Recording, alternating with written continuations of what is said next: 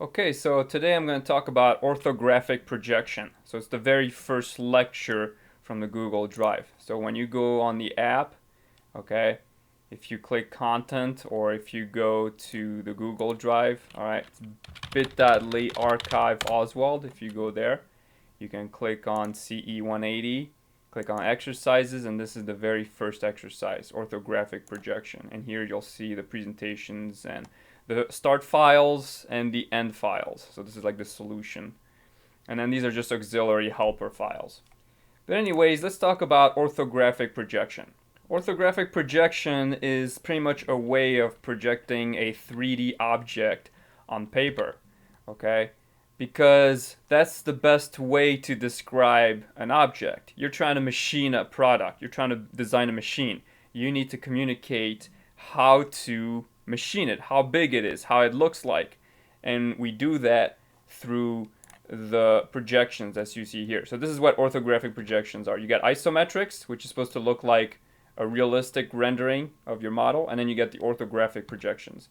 So really, these orthographics are just orthogonal projections. Like here's a front view projection of this L. Here's a top view. Here's a side view. Okay? You see how it represents the shape of the 3D object? That's what it is. You can't just put these projections anywhere you want. The top has to go on the top, the side has to go on the side, bottom on the bottom.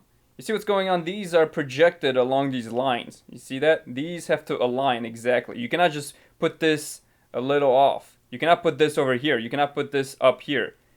You gotta look at it like what you see here. You see, this is called the glass box theory. It says that imagine you were to put a glass box around your object and you were to unravel it. You were to open it up. When you open it up, the views would look exactly where they are over here. So make sure to project in the correct spots. If you wrap it around an object and unravel it, the views only show in certain spots. Top view goes on top, side view goes on side, and front view goes on the front. Circular features project as squares and rectangles. Just be aware of that, because some students, they look at that and they say, is that a cube? Is that a square? Sometimes a cylinder gets projected like that. Now let's talk about some of the different line types that are used to create orthographic views. The first type is the most common. It's the visible line. And it looks like this. It's a solid, dark line that represents the edges of an object. It's solid, continuous, and it has a width of 0.024 inches. This is not so relevant anymore because nowadays most of the CAD is done on the software, and most of these numbers are already inside the software. So this is not as relevant as it used to be when you'd use an actual utensil and drafting board and thing like that. So just be aware of that. The second most important line is the hidden line, and it looks like this. It's a bunch of 1/8 long dashes like you see here. So these are how you represent hidden material. So you see how like this brick has hidden material on these squares? You can only represent that with hidden lines. The third line type is the center line. The center line is used to represent a circular feature. Full circles, half pipes, quarter pipes. Anytime you have some sort of circular feature, you gotta use a center line. And it starts with a dash like this, an X, a cross. Then you put an extension line that extends 1/8 past the circular feature. So as you can see, it extends as soon as it finishes the circular feature. Once you put, this is called a center mark. Every center mark needs a longitudinal center line. So these need to be aligned. So really, if you have one center line, you need another one for the other views because they always correlate. Let's say I were to go on the app, right? Let's say I logged in. And I went to the orthographic projection page. So let's say I was doing homework 1, okay? Let's talk about those 3 line types in more detail. First of all, understand that everything you draw has to be within these 3 zones, okay? These are 3 10 by 10 squares. Every object, every orthographic object in this class is gonna use a 10 by 10 by 10 cube. Okay, so it's going to be 10 by 10 by 10 cube. So that means every object is always going to fall within these 3 quadrants. I don't want to see a view here and then another one here. Okay, you got to be real careful with that, because the grading algorithm is not going to give you partial credit if it's completely off. But also in the real world, that's a critical error. These lines have to align perfectly. That's a very critical error if you mess that up. So remember, 10, this is the top view. Okay, there's the front view, 10 by 10 by 10. There's the side view. Okay, so now let's talk about some of the different line types. Here's the visible line, here's the hidden line, and then here's the center line. Okay, and you can do the same for an arc. You can do the same for like a full circle. And if you hover over, you can see the keyboard shortcut. So to make it bigger, you just hit plus and minus. Or you can do a partial fillet like you see here. So let's talk about center lines a little bit. There are many different scenarios. So if you have, okay, a hole like this, it needs a center mark like we talked about. And then if there's hidden lines here, right, pretend like there's hidden lines here, you would need a longitudinal center line to correspond to this, to represent the circular feature. One thing you gotta realize with the center marks is it's gotta extend 1 cube or 1/8 past the circular feature. So if I were to draw this one, see, 1 cube past the circular feature, just like that. Let's say I were to do this one. Okay, as you can see, these two are concentric. That means they share the same center. So we would place one that goes 1 cube, but 1 cube more, because this arc is still concentric about this center. So you see, you have to extend this out until it's no longer circular, until the feature no longer shares the center of that. So let's try a fillet. Okay, let's say we had a fillet. You need to put a center line like that. Now this is just for academic purposes. In the real world, you don't always put a center line on a fillet. You only put that when it's relatively large. When it's small, you don't really add a center line.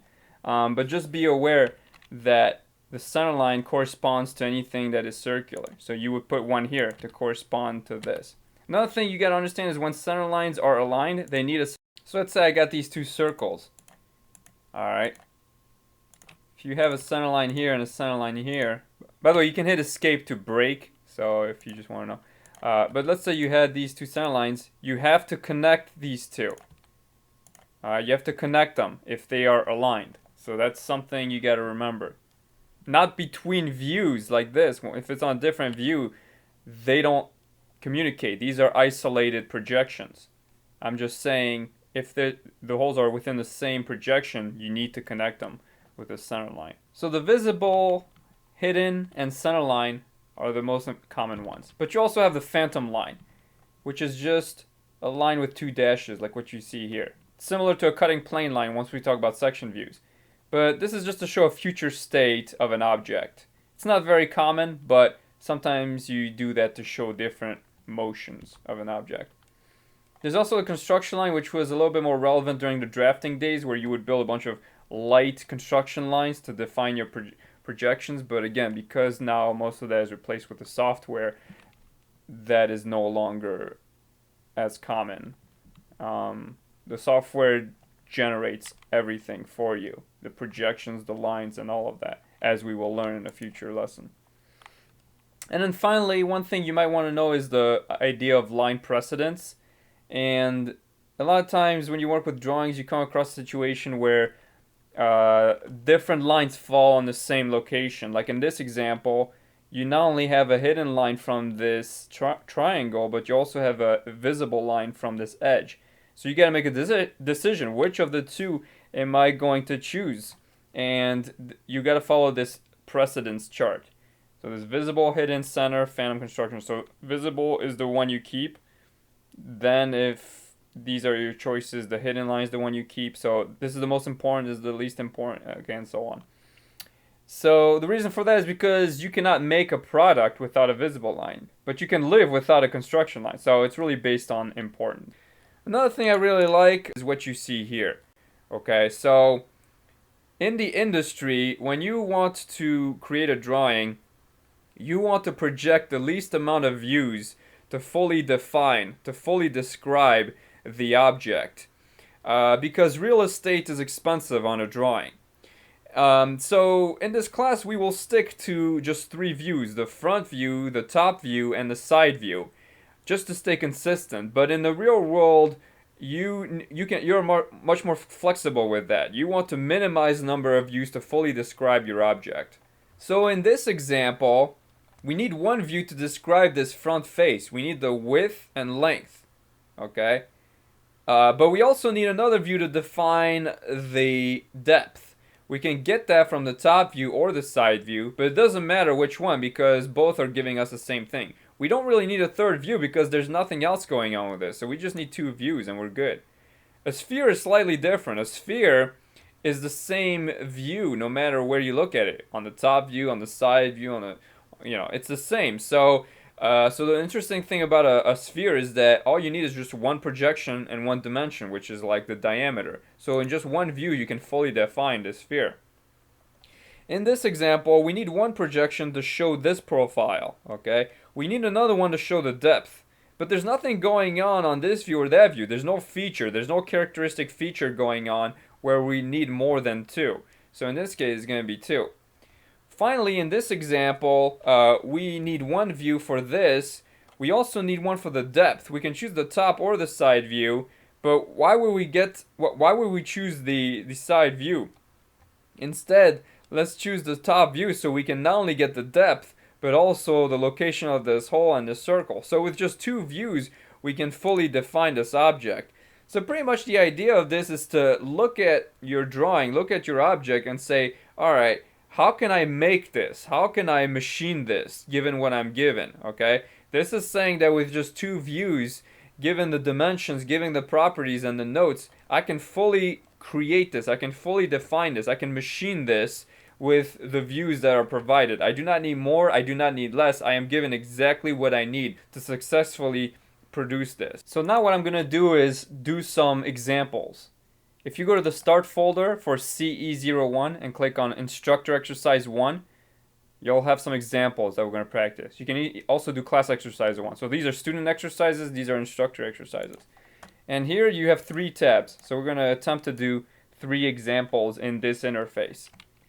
Now SOLIDWORKS is not really designed to be a CAD program. It's more of like a modeling and assembly program. But I'm using it as a CAD program because I prefer letting you do digital drawings as opposed to going back to the drafting board days where you would use a pencil and eraser and ruler and compass and it would just get messy. So this is a lot cleaner.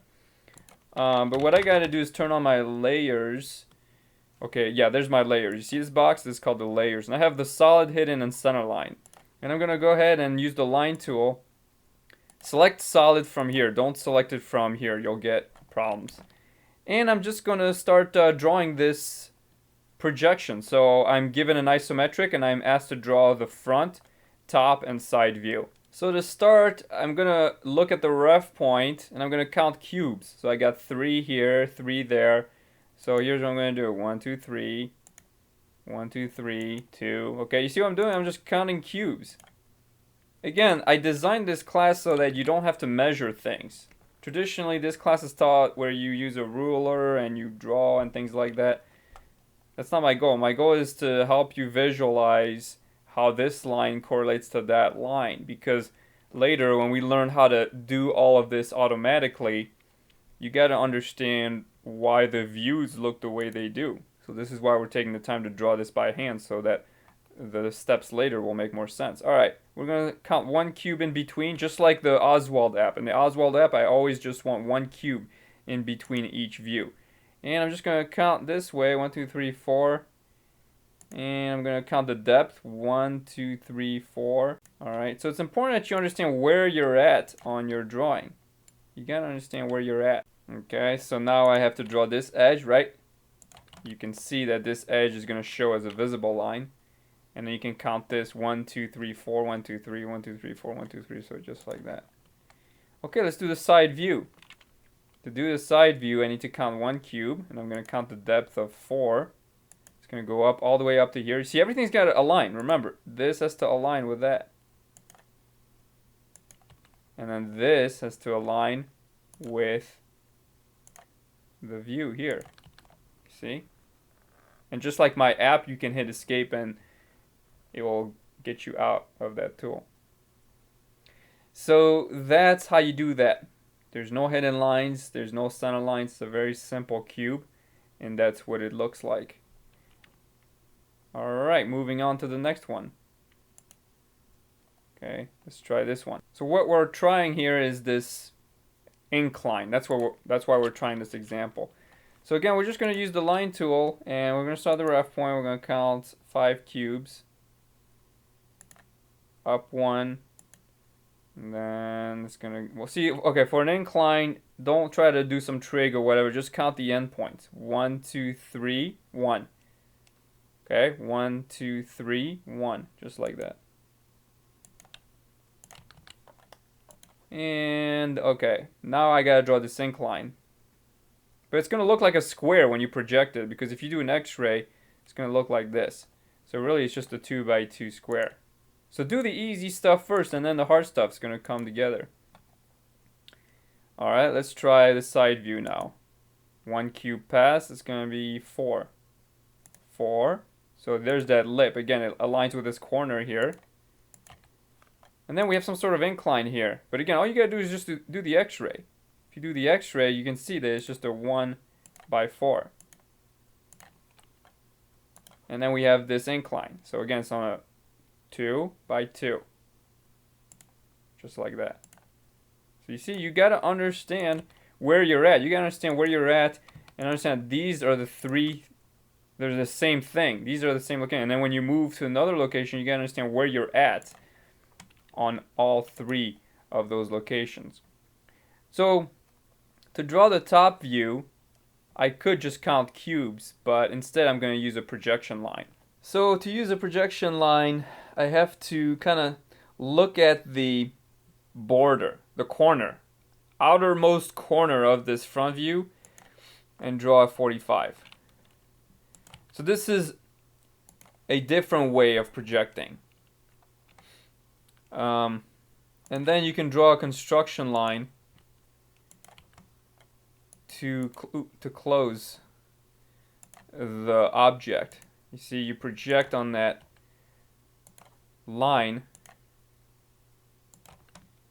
and what you get is, you see, you get the top view. So this is a way to prevent you from counting. You don't want to count 4 cubes here, 5 cubes there. You can just use the 45-degree projection line technique to make this process easier. So now I'm just using the power trim to clean all this off. And the way you use the power trim is you drag and it deletes anything on its way.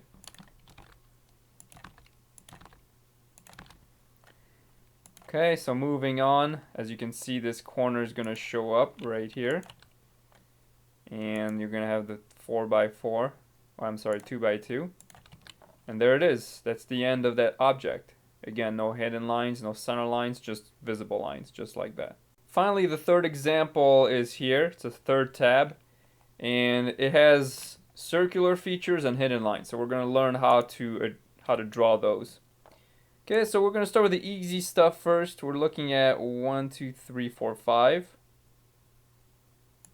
Then we're going to go up. See, it gets kind of tricky because it gets curved. So it's going to be 1, 2, 3. That's towards the center of the hole. And then it's got to go 1, 2. So it's going to be 5. Because that's when it touches the top of the tip. So it's 5.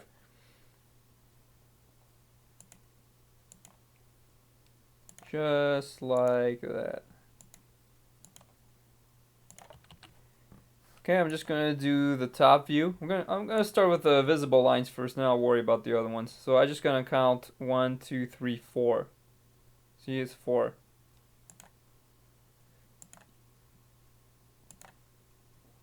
Sometimes if you really want it to clean up, you can snap, see, snap to the grid so it's very clean. Or you can even add relations.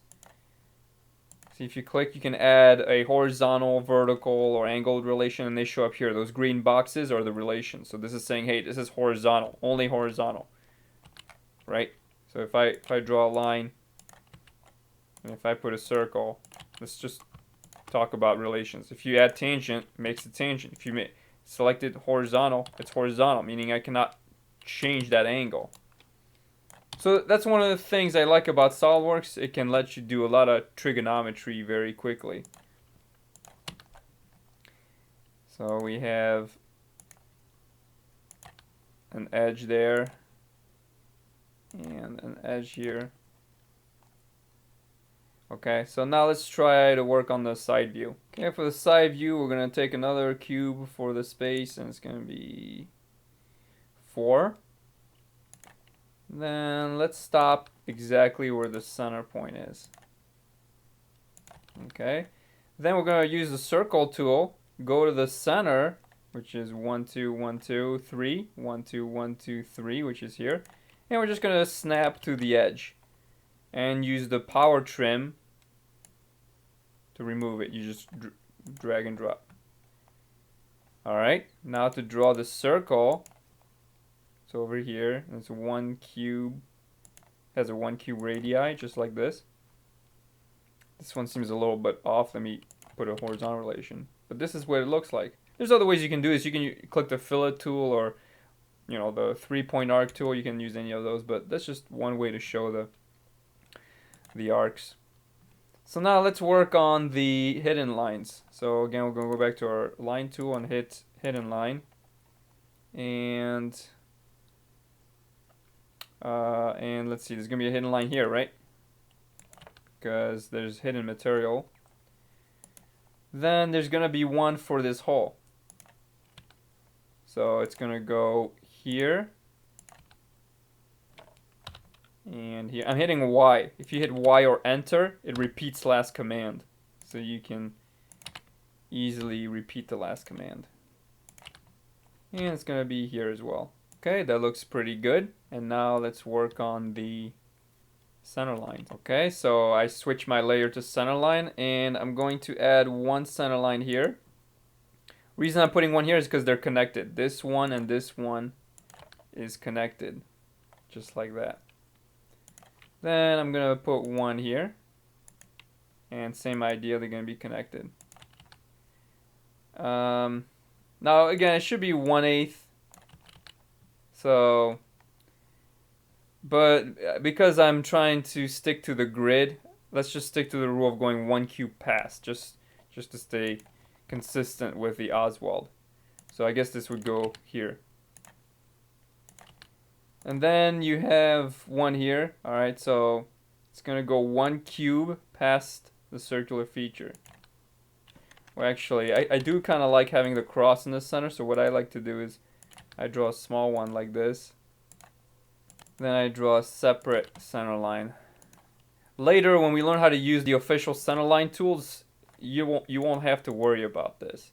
Right now, I'm just kind of working with what I have to make it look the way I want it to look. But later, it's going to be a lot cleaner. Technically, this should kind of be, well, I mean, it depends how long it is. If it's really long, you start to see the dash. If it's kind of short like this, you usually see it solid. So, but the cross does look pretty good. Same with this center line. I like how it's on the center, so that's good practice. Okay, so there is the third example. And here you can zoom extends to see what you got. You can also update the template. You can hit properties. You can put your name here. Alright, you can put your ID and things like that. And then file save as PDF. Alright, you save it as a PDF, and what you get is the solution. You get a result like this. So again, remember, every class has the solution. So you can double check all your answers. So here it is. Look how clean this is. Look how clean these lines are. So this is really good. A lot better than the drafting days, right? There's no eraser marks. Everything is straight. Everything looks good. because I'd lose a lot of points for just a small mistake when we were using the drafting days. You know, if you were off by just a little bit, you'd get -2. So it used to be really strict. So it's kind of nice that we have all this software. I think most of this came out in the 90s, so really a lot of this is relatively new. A lot of this technology is pretty new, so it's nice that we can take advantage of that and make our lives easier. So anyways, that concludes the orthographic projection tutorial.